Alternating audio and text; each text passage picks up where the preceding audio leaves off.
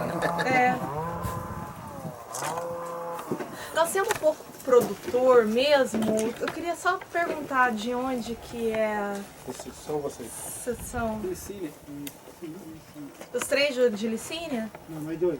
Eu sou da região de Franca. Ah, tá, de São Paulo. Tá. Bom, então, prazer estar recebendo vocês aqui. Nós somos da EPAMIG, nós somos uma equipe que...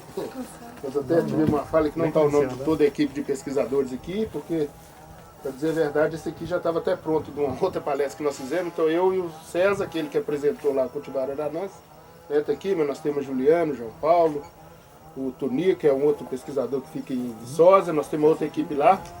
Mas rapidamente eu vou fazer uma síntese desse programa de melhoramento e a importância disso, né? Situar, é bom o produtor situar, porque ainda, com tudo que existe de cultivar registrada, do IAC, do EPAMIG, do IAPA, do Procafé, etc., ainda se planta cultivares tradicionais. Então nós queremos só dar uma retrospectiva, né, rapidamente, para entender até a gente chegar no material que hoje a gente está disponibilizando para vocês, o material mais novo. Bom, né, na realidade, o café ele já tem quase 300 anos no Brasil, né, 1727, né, e a introdução nesses estados, o café, efetivamente, não conseguiu, né, a adaptação correta para desenvolver, e quando ganhou São Paulo, Paraná e Minas Gerais, foi onde a cultura realmente, né, foi crescendo e ganhou espaço. Paraná já foi o primeiro produtor, São Paulo, e hoje Minas Gerais é o primeiro produtor o maior produtor de café do Brasil e do mundo, se fosse um país, né? Mas até então existia muito pouco a variabilidade genética. O que significa isso? A produtividade era limitada, e a gente não tinha problemas fitossanitários sérios que podia comprometer a lavoura. A questão estava no material, de pouco material que foi introduzido, isso foi reproduzido, né, via semente de uma espécie autógama, ou seja, de autopolinização. Então a variabilidade era pequena, então a produção estava limitada. Como o Brasil já no final do século passado já era o primeiro produtor mundial, exportador mundial de café, houve a necessidade de melhorar essas condições de produção aqui. E uma das finalidades da criação do Instituto Agronômico de Campinas foi essa. E através do Instituto Agronômico foram feitas introduções de materiais vindo lá da Ásia, né, daquela região lá mesmo de origem do café. E o próprio IAC começou a fazer introduções e alguns cruzamentos. Bom, eu gosto de mostrar esse quadro aqui, porque o que realmente viabilizou a cafeicultura no Brasil. Depois dessas introduções, né, alguns pesquisadores da EPAMIG, do IAC, EPAMIG, vou chegar lá na frente, alguns pesquisadores do IAC, né, como faz parte do trabalho de melhorista, né, você anda no meio do material aqui que ainda está em fase de experimentação e com sua visão, né, de geneticista, de produtor também, você vai selecionando aquelas características mais desejáveis, fundamentalmente também olhando as plantas mais produtivas. E assim, né, eles selecionaram esse mundo novo de uma plantação de Bourbon em Sumatra, analisando algumas características, o Bourbon dando uma certa uniformidade de maturação, mas de peneiro pequeno, Sumatra que tinha um grão maior e tal, chegaram à conclusão que ainda eles não tinham análise genética na época para fazer, que o mundo novo teve essa origem do cruzamento, né, natural de Bourbon e Sumatra, e assim foi feita essa seleção. Bom, então das introduções do Típica para o mundo novo, mais ou menos no final da década de 40, o crescimento da produtividade foi 380%. Entendeu? Então eu acho que isso efetivamente viabilizou economicamente a produção de café. A visão futurista dos pesquisadores, na realidade, né, ele já sabia que a ferrugem era uma doença problemática, que podia ser limitante, como aconteceu em outros países. Ele já buscou o fator de resistência à ferrugem, cruzando o canéfora, né? Canéfora é um material diploide, aquela espécie que é plantada em outras regiões que vocês conhecem, né? Ele fez duplicação cromossômica para poder viabilizar o cruzamento com o mundo novo, mas antes do cruzamento do mundo novo, né, ele não chamava Icatu, teve retrocruzamento para inserir características do mundo novo, e aí surgiu esse material que, com resistência à ferrugem, Icatu, E esse material efetivamente veio sendo testado, mas a ferrugem só veio ser introduzida na década de 70. Então, nós temos diversos cultivares, eu só coloquei aqui para destacar que no processo de seleção nós temos um material, né, que foi selecionado pelo IAC, depois selecionado também aqui nas diversas regiões nossas, que é o Icatu Precoce 3282, que é muito semelhante à qualidade do Bourbon, né, peneira um pouquinho mais baixa, tem coloração amarela, mas tem resistência chamada resistência horizontal, né, que é resistência que não é resistente a todas as raças de ferrugem, porém a ferrugem não causa dano econômico na cultivar. Não só para vocês terem uma ideia, com esse avanço todo do melhoramento, né, de todas as instituições que trabalham com pesquisa nos estados produtores, hoje nós temos 128 cultivares nesse estado de café. Entendeu? Aí se eu perguntar para vocês, mas quanto que se planta? Né? Você falar assim, mas Lelicine, quantas variedades que o senhor conhece lá que planta? Fala aí, chuta aí. Você, lembrando aqui, tem 5 no máximo, não é? Não é verdade? Então, mas nós temos 128. Então, na realidade é o seguinte, no melhoramento genético, para ser mais prático, é assim, o filho ele tem que ser melhor que o pai, vegetal. No nosso também devia ser assim, né? O bom é isso. Mas o filho tem que ser melhor. Se for igual, ele não serve. Se ele é igual, não tem necessidade, né? Você tem mais certeza com o material já mais antigo. Mas, quando se lança o material, está lançando com algum diferencial. Né? Seja de porte, de maturação, de facilidade de colheita, de resposta, de resistência a nematóide, a ferrugem, a mineira, etc. Mas com alguma característica que ou diferencia e ou coloca como diferente dos seus progenitores, né, e um material superior. E assim foi o Icatu, né, que você falou ali que nós colocamos ali. Qual é que ele tinha diferença do Mundo Novo? Ele não era tão mais produtivo que o Mundo Novo, mais resistente. Tá certo? Então traz economia, né? De dinheiro, de tempo, O melhoramento veio avançando, né?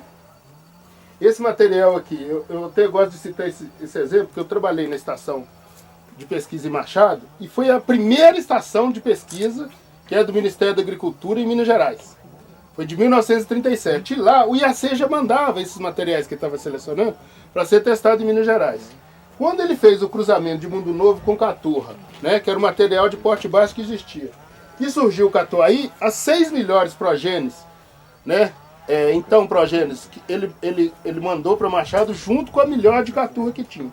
Em 21 colheitas, o Caturra, que era o material de controle lá, de comparação, né, do que existia, ele deu média de 12 sacos. O pior Catuai, 23. Tá certo?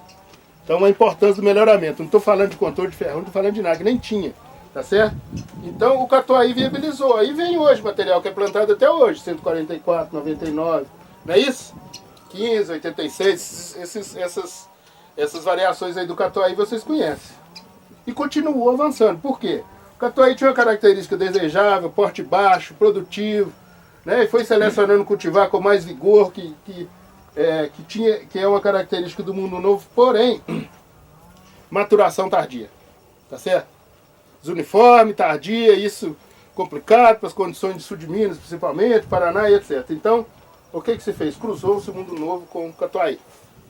Aí, buscando essas características desejáveis do Mundo Novo, principalmente de vigor e de maturação. Então, veio o Topázio e o Rubi. Basicamente, eu gosto muito nós vamos mostrar uma foto na frente depois, né, de citar o Topázio, porque ele é um material que trouxe, de fato, né, foram selecionadas e inseridas essas características de maturação do Mundo Novo. Ele não ficou tão com maturação precoce como do Mundo Novo, porém, ele é uniforme quanto o Mundo Novo quando ele amadurece. Tá certo? Então isso é desejável para a colheita mecanizada, né? Para quem faz café cereja descascado, uma série de fatores, porque nós não fazemos colheita seletiva aqui devido ao custo. Bom, então vem outros cruzamentos, né? Esse cruzamento também foi um cruzamento natural, né? Icatu com Catuai, deu o Catucaí lá em São José do Rio Preto, aqui no Rio de Janeiro. E depois o IAC selecionou isso, o Procafé também selecionaram.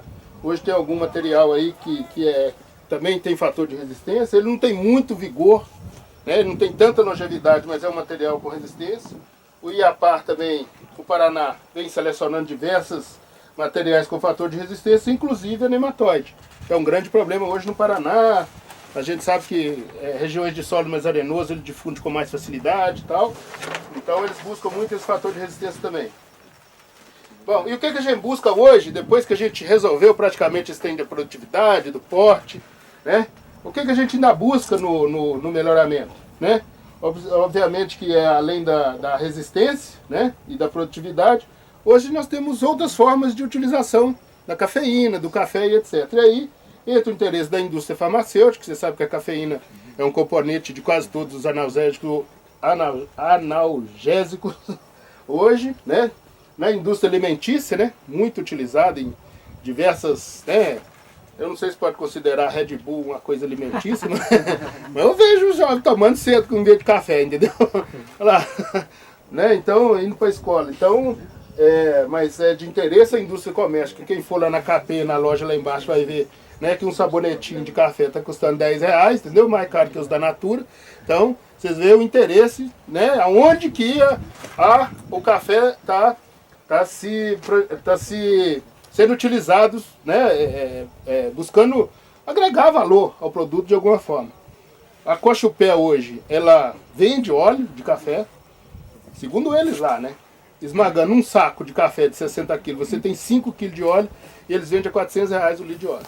Ou seja, eles estão fazendo R$2.000 num saco de café ruim, porque você esmaga café ruim, você esmaga o melhor café.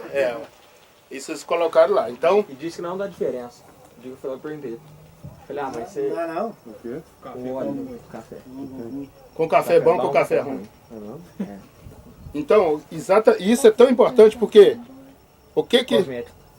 eu não vou entrar em outros detalhes não, porque o nosso assunto é pequeno, mas como ele deu uma abertura ali importante, eles falaram que é o seguinte, com a dificuldade do controle da broca hoje, dificuldade mesmo, né?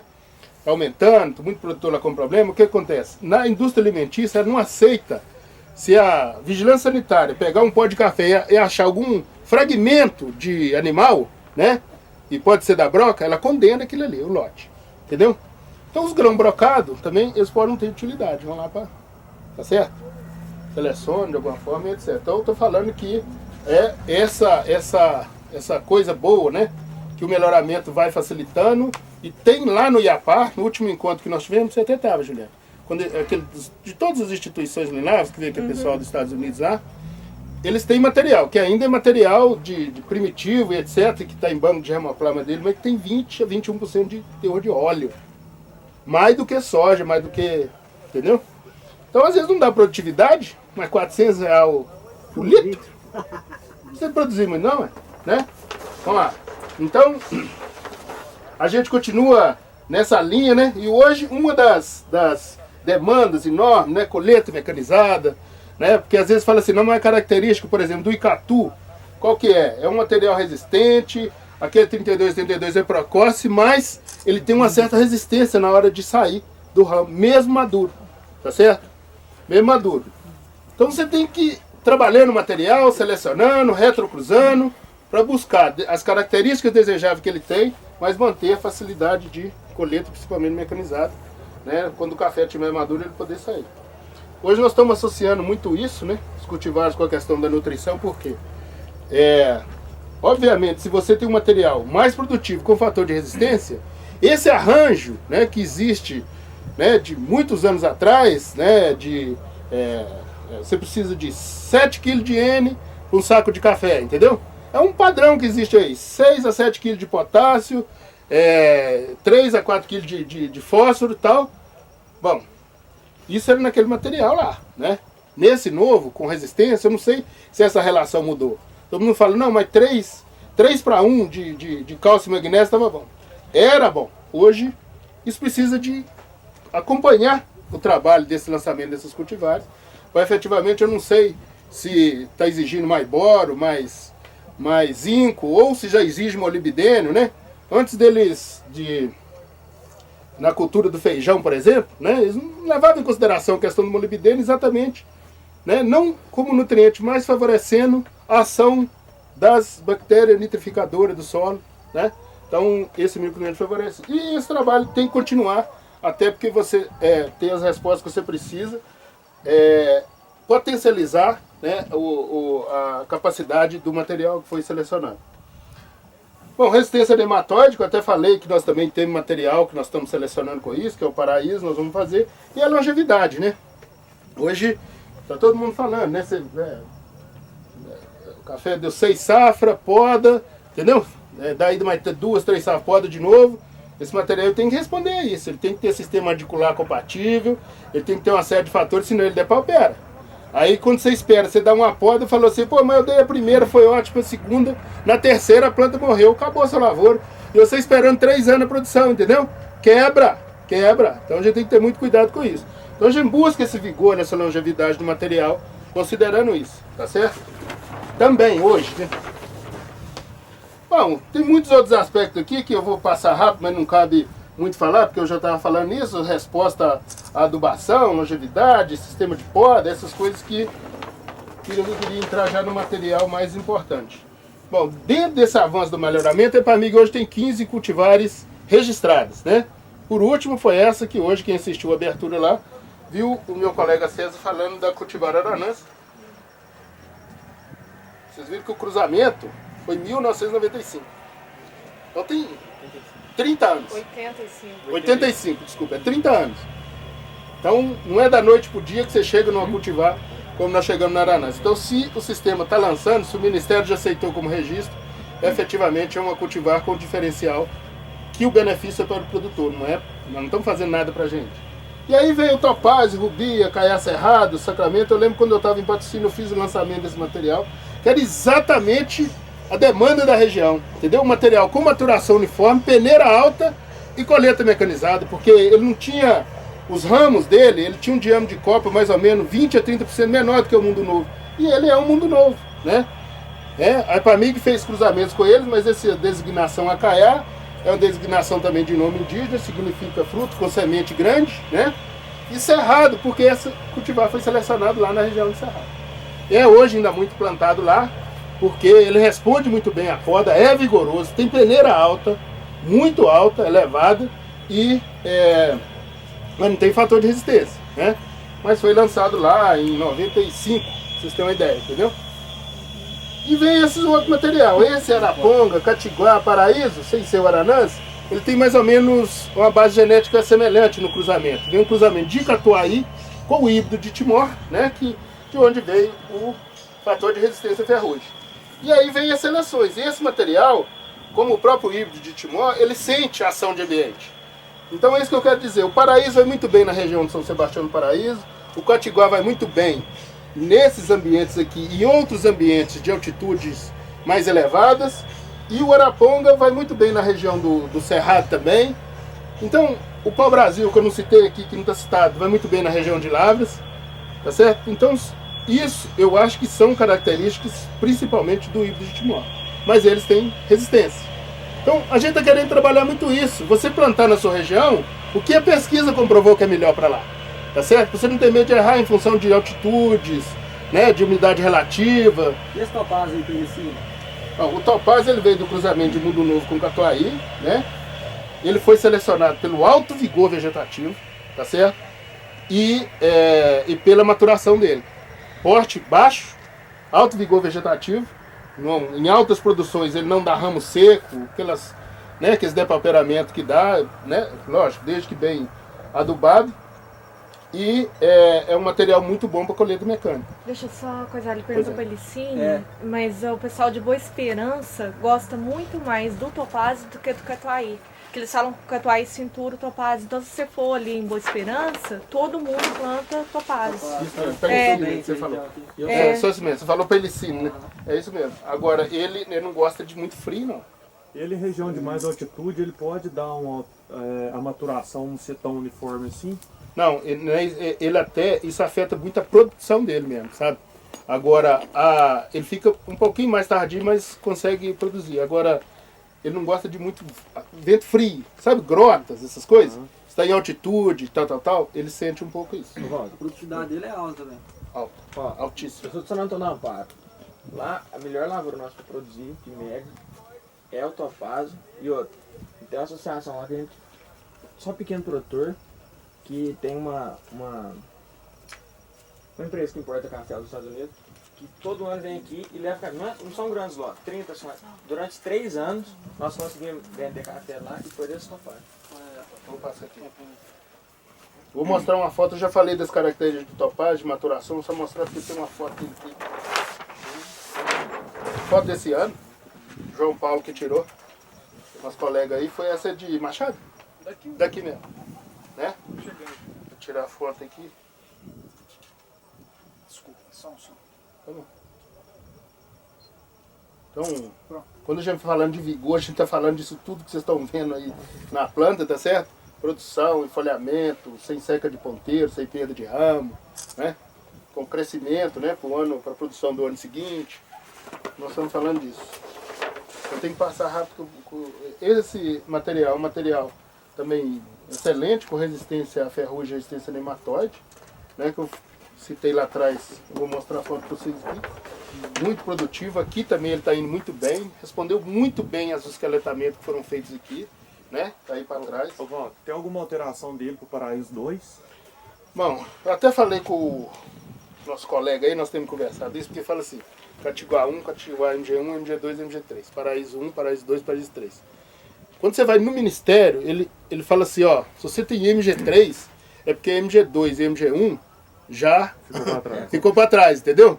Então, o que eles estão falando? Como ele seleciona o Paraíso com peneira um pouquinho mais elevada, aí põe a numeração 2, porque é uma seleção adiante do que estava, né? E a característica é, só que isso não é falado, só fala Paraíso 2, entendeu?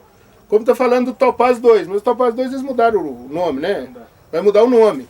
Porque senão fica confuso, não é? Isso aí, a pergunta é muito pertinente. Falei, mas MG1, MG2, MG3, o que é o plano? Sabia, né? Entendeu? Mas às vezes foi por causa de peneira, por causa de maturação e tal. Mas tem que ser colocado. Então coloca um outro nome, mas faz a designação por que o material está sendo selecionado. É um material excelente, com peneira um pouquinho mais alta. Entendeu? Entendeu? É isso aí. Então essa a gente está trabalhando nessas designações aí. Estão sendo conversadas. Isso aqui não preciso citar, porque lá na região de São Sebastião do Paraíso eu estava mostrando. Né? Então o Catiguá MG2, porte baixo, resistência à ferrugem, alta resposta à poda, vigor vegetativo, fruto de coloração vermelha, tolerância seca. Tá vendo aí? Aí, por que veio MG1, MG2, entendeu? Então isso aqui você tem que destacar. Né? E nós comprovamos isso lá na região de Capelinha lá. Tem 144, uma fazenda enorme lá, 40 hectares de Catiguá, né? 144, Catucaí, 99, Icatu, na fazenda tem todos os materiais. O único que não sentiu, nos dois últimos anos que nós tivemos, foi o Catiguá. Ô Walter, eu tenho uma pergunta aí. Esse Catiguá MG2, ele tá tendo problema, se não me engano, ele que tá tombando um pouco. Sim. Ele pode ter algum fator ambiente ou espaçamento que isso diminui? Porque eu não sei com que idade que ele começa a tombar também. Lá na fazenda tem uma lavourinha dessa que tá na segunda safra. Ele tá com uma carga espetacular. Só que eu não tô vendo ele Tomar ainda não. ele tombando ainda não. Ó, eu conversei isso com o Rodrigo, que trabalha com colete mecânico, certo? Sei. Então, ele mesmo fez um estudo da característica do ramo do Catiguá. Ele é certo? muito agarrado dessa aí, né? Do ramo Catiguá. Isso aqui, ó. Então, ele é mais flexível um pouco. Aham. Flexível. Essa flexibilidade é que está fazendo. À medida que ele vai crescendo, né, se a tendência, o espaçamento pressiona de um lado, às vezes a posição por causa de vento pressiona de um outro, e ele costuma tombar um pouquinho no meio da linha. Mas falei, está atrapalhando o colete mecânico? Dizendo que não. Né, João? Nós conversamos, está atrapalhando não. Mas é uma característica que nós não sabemos direito o motivo dela. Tá certo? E ele acha que é como se você tiver uma cortiça mais dura e uma cortiça um pouquinho mais... Entendeu? A cortiça também é uma planta natural, né? Você sabe. Então, é mais ou menos um negócio assim que o ramo tem. Então, nós não sabemos explicar direito ainda não. Mas ele tem um ligeiro tombamento, sim, depois de 5, 6 anos de idade. Tá. Aqui mesmo aconteceu isso. Boa E o pergunta. Catiguá, só complementando, ele já foi comprovado que ele é resistente ao nematóide exígua. O 2 também ou só o 3? O 2 já foi feita a pesquisa com o 2. Tá vendo? Nós precisamos diferenciar, né, Juliana? É. Porque o 2, o 3, o que ele é? O que ele diferencia? Mas tem um comportamento de adaptabilidade também. Exatamente. Uma diferença de adaptabilidade E essa- dos três. O Sim, pessoal eu de São continuar. Sebastião do tá aqui da Paraíso gosta do fazenda. MG3. Esse é daqui da fazenda. E essa questão do... Ó, passa a régua, né? Tá vendo a uniformidade do material? Quando a gente lança o material, tem que ter essas já fixadas, essas características de porte, uniformidade de porte, maturação, se é vermelho, se é amarelo e tal. Então, é o desejado. Tá vendo? O manejo mão aqui, no matinho aqui. Muita gente tá falando que é melhor pôr no lipo, eu acho que não é assim. Né? Aqui é um comparativo com o pau-brasil lá de Lavras, mostrando que o material em determinados ambientes ele sente, né? Mas todos são superiores ao catuaí, isso aqui é importante, né? Isso é importante a gente demonstrar. Ou seja, eles derivam do catuaí, fixando um fator de resistência à ferrugem e etc. Esse material que foi lançado hoje, ele tem uma capacidade produtiva muito elevada, né? Vou mostrar a foto ali para vocês, que a foto vai falar tudo isso aí que está escrito, fundo de coloração, porte alto, resistência à ferrugem, tá certo? E geneticamente ele difere um pouquinho dos outros, porque ele vem lá do Icatu, vem lá do cruzamento do Icatu com o Catimó. Então, ele tem canéfora nele, ele tem arábica nele, né? E isso fez com que esse material está se diferenciando, inclusive na qualidade. Fundamentalmente na qualidade. É tanto que se vocês passarem no stand da Epamig lá, vocês vão tomar um Aranãs, que o Sérgio, além daquele teste que ele fez de prova, ele mandou para um barista, que ele tem parceria no Sul, segundo ele, e ele mandou 3 materiais com 3 repetições, entendeu? O Catiguá foi imbatível, entendeu? O MG2. Foi MG2. Na qualidade da bebida. Então, é lógico que o barista, né, ele não é o método científico que a gente comprova, mas nós estamos trabalhando nisso. Mas esse trabalho de classificação e de prova sensorial é fundamental para validar isso que a gente comprova cientificamente. Então, esse material aí, vocês estão vendo? Olha, eu falei, a uniformidade dele. Está lá em São Gonçalo do Sapucaí, né? Ele tem maturação um pouquinho tardia. A maturação dele é um pouquinho tardia, né? Então isso faz com que ela seja desuniforme. Mas está vendo a uniformidade do material? Ano passado a média foi 9,5 litros. Esse ano eu fui lá, 2 anos atrás, João Paulo estava comigo. Ele deve dar de 8 a 9 de novo. O ano que vem passa de 10, a média. Que idade? Segunda safra. Aqui, esse ano ele está com 3 anos e segunda safra. A primeira que deu 2 anos e meio, ele deu, esse ano está com 3 anos e meio. A primeira deu 9,5 litros de média. Olha o vigor do material. Mas ainda foi selecionado lá em Capelinha ainda com mais colheita. E ele chegou a dar 50 sacos por hectare. 56 de média. Lá são 11 colheitas. Na média. É. O que o César apresentou lá olha o vigor do material. Olha aí pra vocês verem. Olha isso aí. Olha o crescimento de Então. ramo que ele tem. Vigor das folhas. Tá certo? Eu perguntei que ele fez 3 adubações nesse material. Então, material excepcional. Aqui só para ilustrar. A outra, né, aqui está o Aranãs de baixo aqui, né? Aqui é um outro material dele lá. E aqui uma foto onde é que aproximou o crescimento de ramo, as rosetas cheias, isso não é irrigado, tá certo? De um material que deu 9 litros o ano passado, 9,5 de média. Primeira fruta. É.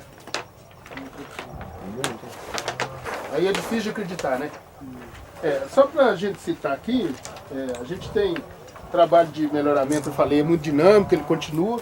Então nós temos aí, né, material sendo selecionado com fator de resistência ferrugem, peneira alta. Isso aqui Sachemó, é um Vila Sachi com Catimó. Vila Sachi é um material que foi importado lá da Costa Rica, muitos anos atrás, nas parcerias que existem com instituições também de outros países, né? Troca de materiais, né? Essa cultivar que deriva do topázio, tá certo? 1189, que está se chamando Vanguarda, né? Esse material também com resistente à ferrugem e à foma. Na realidade, o ceprogene, a foma, é uma doença que só pega a gente de surpresa, né? Então, regiões de altitude, quando o clima, igual esse ano, né? Vai esfriando, vai favorecendo, chove. você fica, né, com plantas vigorosas assim, você fica muito sensível, se dá uma chuva pesada, as primeiras, né, vem com a florada, a doença ela precisa dessa porta de entrada e pode causar dano sério à produção, né? Esse material com resistência também a nematóide, é um material que também está lá na região do Alto Paranaíba, né?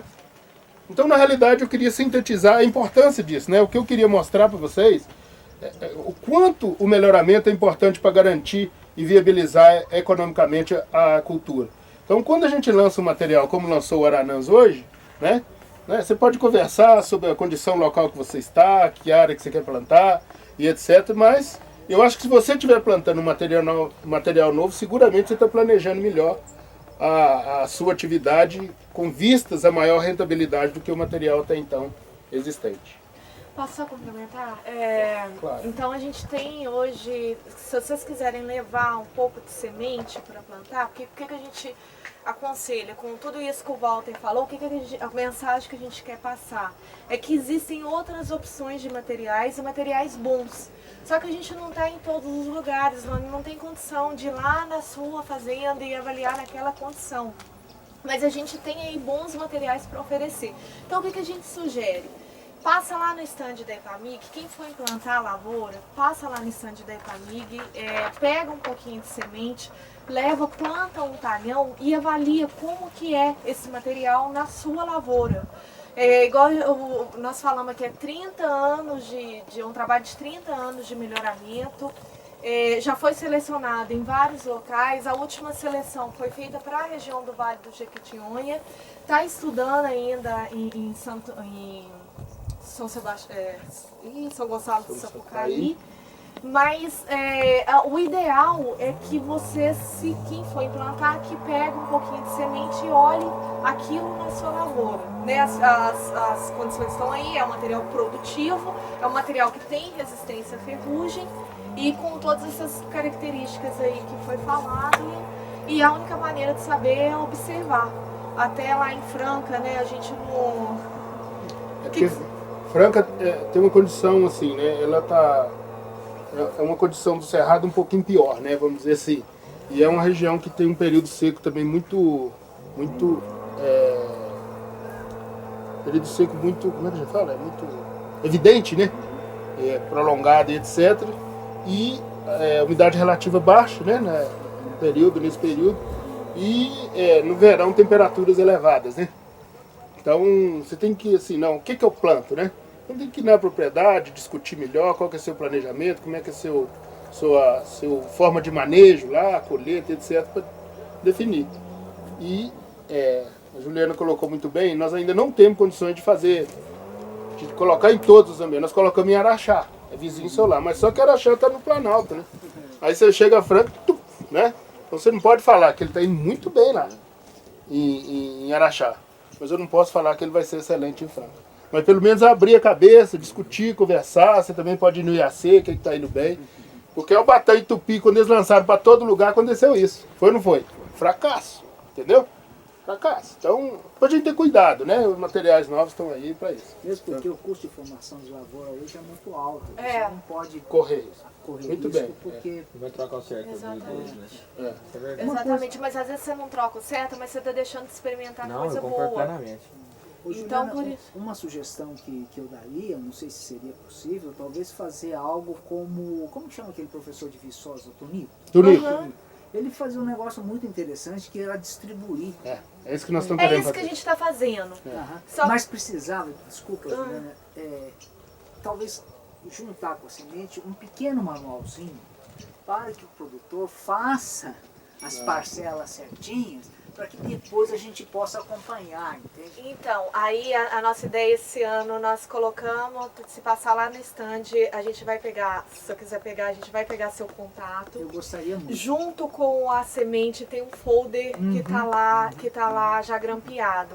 E aí o interesse nosso em pegar o contato é daqui a pouco, daqui a uns anos, a gente entrar em contato com vocês para saber como que tá indo esse material, porque a gente também precisa desse retorno feedback, claro. De vocês. Que inclusive com isso você consegue dispersar mais geograficamente. Como é que é seu nome? Ricardo. Ô Ricardo, você está falando é tão importante que o que validou o Guaranãs foi um produtor que está lá dentro. Ele está lá no nosso stand lá, inclusive trouxe um café para todo mundo provar e etc. Porque nós fazemos o trabalho, mas se vocês não validarem, não adianta, José. Não adianta. Então isso aí é super importante e é isso que a gente quer mesmo, porque, gente, vocês viram, do mundo novo, do tipo do mundo novo, 380%. Mais nada, foi só genética, porque espaçamento era 4x4, sei o que, não era assim? Entendeu? Só isso aí viabilizou. O mundo novo está até hoje. O mundo novo está até hoje como material, né? Top, entendeu? Só que o que aconteceu? Como só tinha ele, foi plantado no Franco, foi plantado não sei o quê, e aí foram selecionando algumas. Não, então o 379 no sul de Minas, imbatível, entendeu? Mas ele é imbatível também em São Paulo, ele é imbatível no Paraná, entendeu? Então, é muito importante isso aí. E é isso aí que ela está colocando, é que nós vamos precisando da parceria. Passa lá e deixa Eu o vou seu. passar. Gostaria muito. Ok? Ok, Renato? Obrigado, viu? Obrigada, gente. Falou, viu? Valeu.